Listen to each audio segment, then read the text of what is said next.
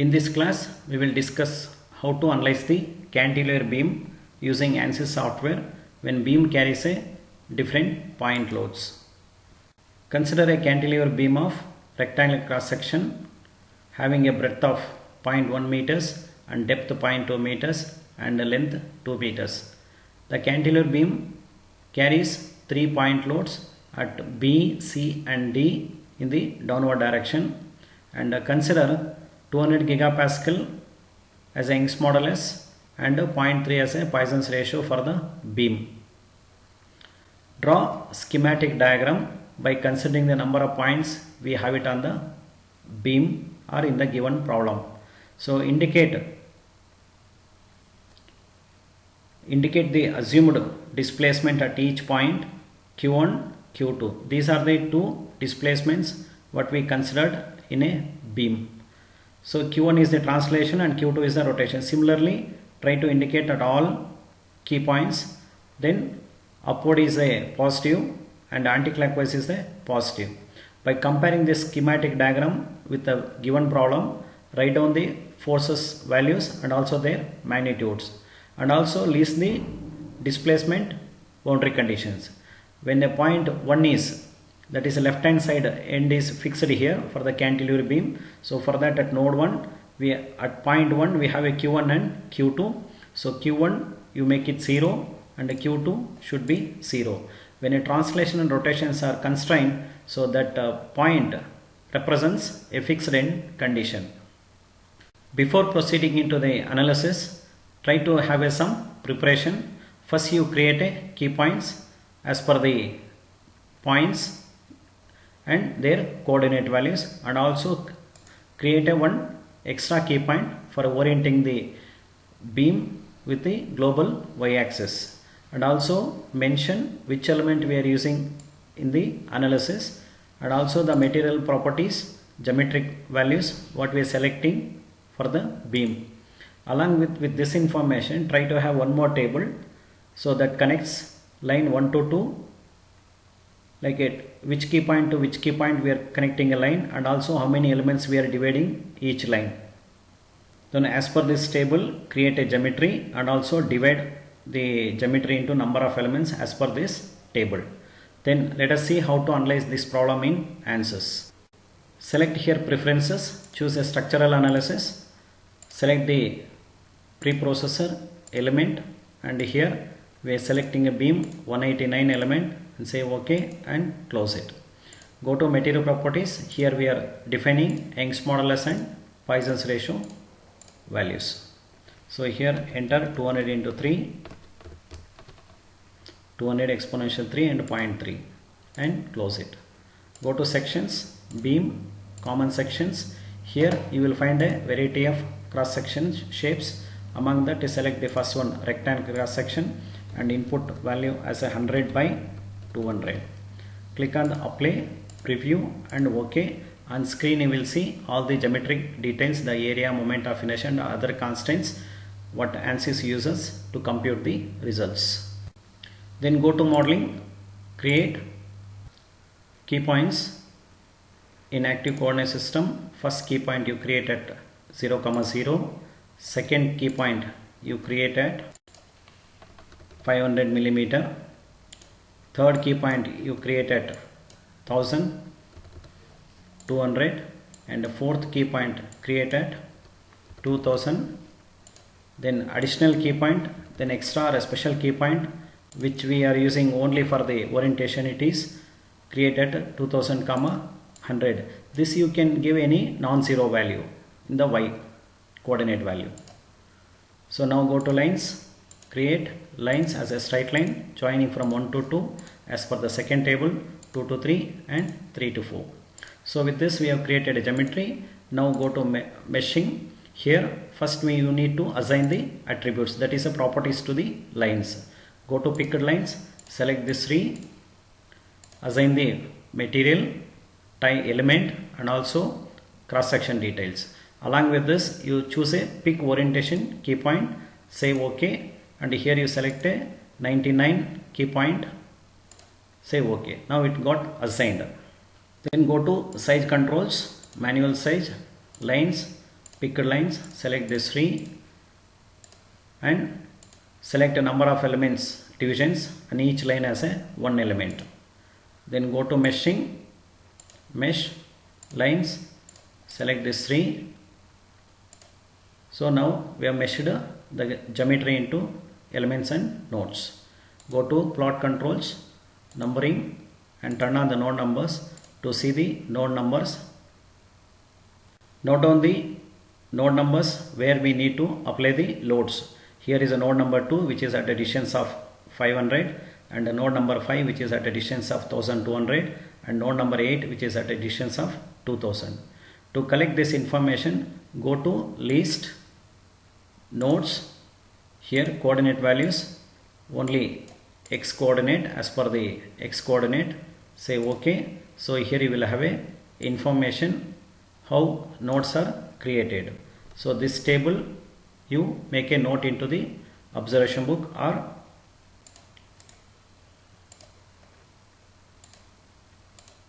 so make a tabulation of all these node wise and x, y and z values.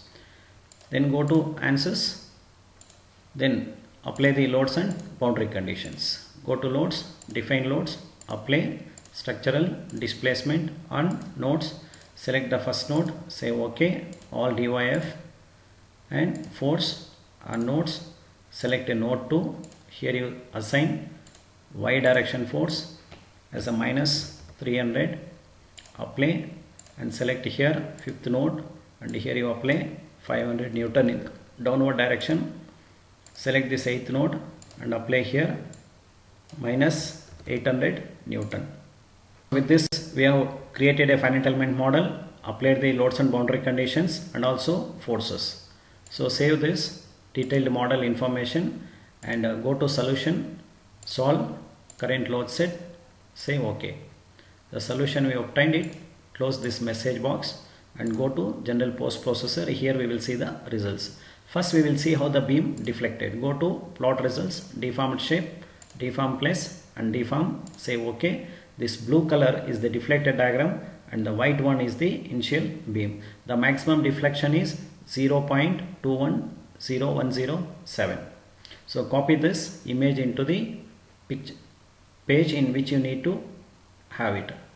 For that, go to plot controls, write a meta file, invert and white and black, and save as a deflection diagram.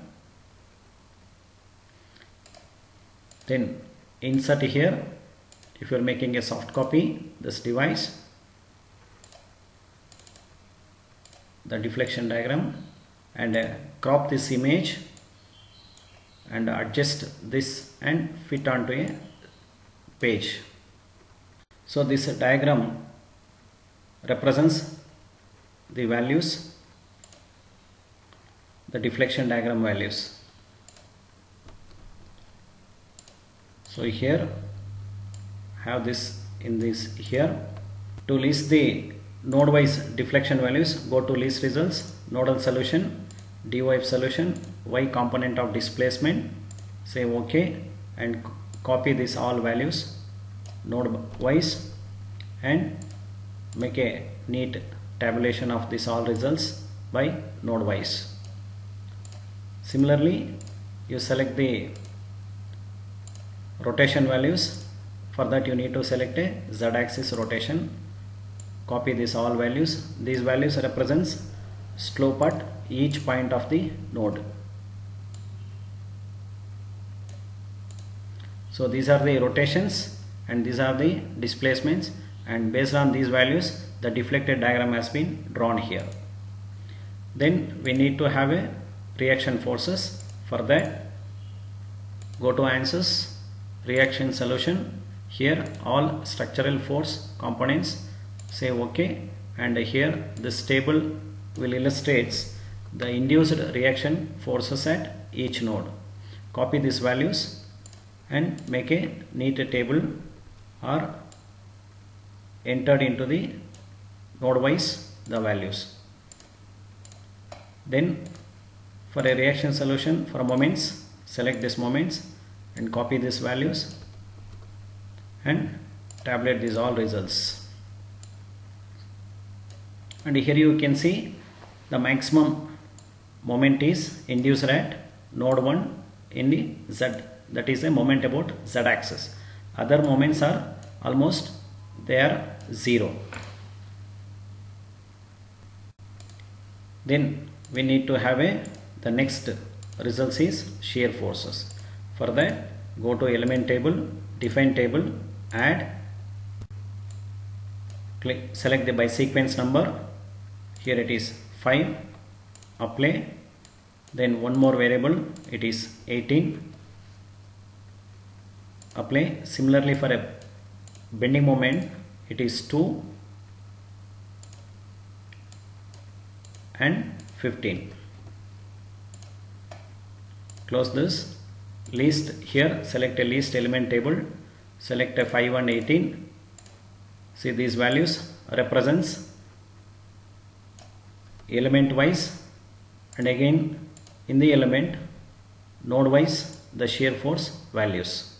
That is element 1 left hand side, what is the shear force, what is the shear force at the right hand side of the first element. Similarly second element left hand side and the second element right hand side. Then to have a shear force plot, go to plot results, contour plot, line element results. Here you select 2 and 18. So this is the shear force diagram. So copy this or write a schematic diagram similarly like this picture on a page. So capture this image, insert here. So this is the shear force diagram. This illustrates how the shear force varies along the length of the beam.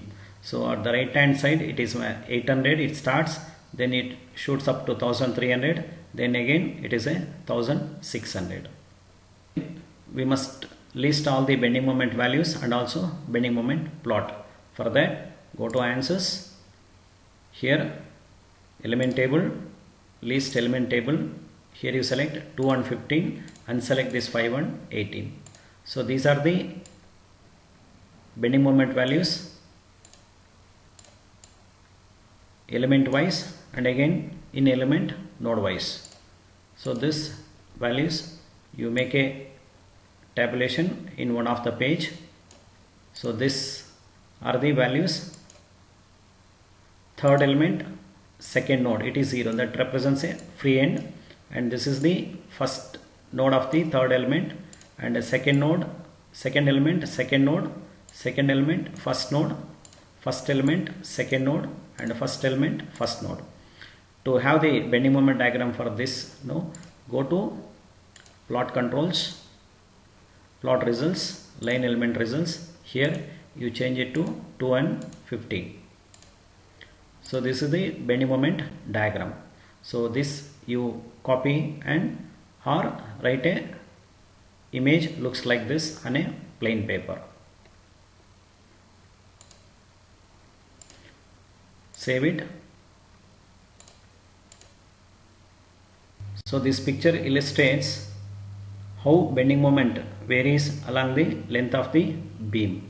So at the free end it is 0, and at the fixed end a maximum bending moment of 2,23,50,000 is the Newton millimeter. I hope you understood how to carry out the analysis of cantilever beam when it carries a multiple load. Just I will have a quick review what all we determined. So we determined the node values, the model information, the displacement in y direction, rotation about a z axis, and also the deflected diagram. Then reaction forces. Here it is only we have a reaction force in the y direction, and the bending moment is in about z axis. Then the shear force values and respective plot, bending moment values and respective plot. I hope you understood how to carry out the analysis. Thank you.